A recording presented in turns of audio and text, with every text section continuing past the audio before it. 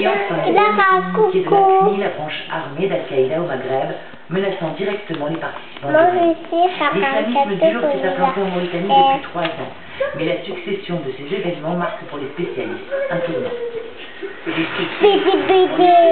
logique d'opération montée à grande échelle.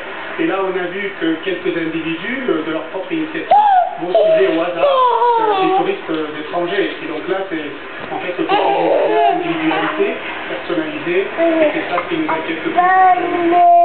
Très faible en nombre, on comptabilise environ 150 soldats actifs à Al-Qaïda dans les zones désertiques, surtout du sud-est du Mali et de la Mauritanie. Dernier. Une menace réelle qui font aujourd'hui réfléchir les tour opérateurs.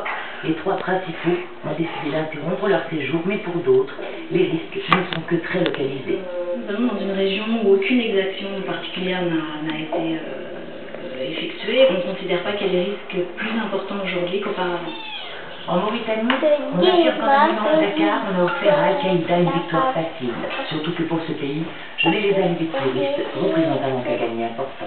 Le procès de l'ancien président libérien Charles Taylor doit reprendre demain devant le tribunal international de La Haye. En juin dernier, l'accusé avait réclamé un report de l'audience. Il est poursuivi pour crime de guerre contre l'humanité en Sierra Leone où il contrôlait les rebelles responsables de milliers de morts. Thibaut Malentin. C'était en juin dernier devant le tribunal spécial pour la Sierra Leone à La Haye. La chaise du principal accusé, Charles Taylor, est vide. Il demande plus de temps pour préparer sa défense. Ma chérie, coucou Clara. L'humanité et crime de guerre commis en Sierra Leone en 1996 et 2003, du temps où il était à la tête du Libéria. Toutes ces années, Charles Taylor est accusé de trafic d'armes et de diamants, d'avoir contrôlé des rebelles qui ont tué et mutilé des civils, contraint des femmes à l'esclavage sexuel, ou encore forcé des enfants à s'enrôler comme soldats.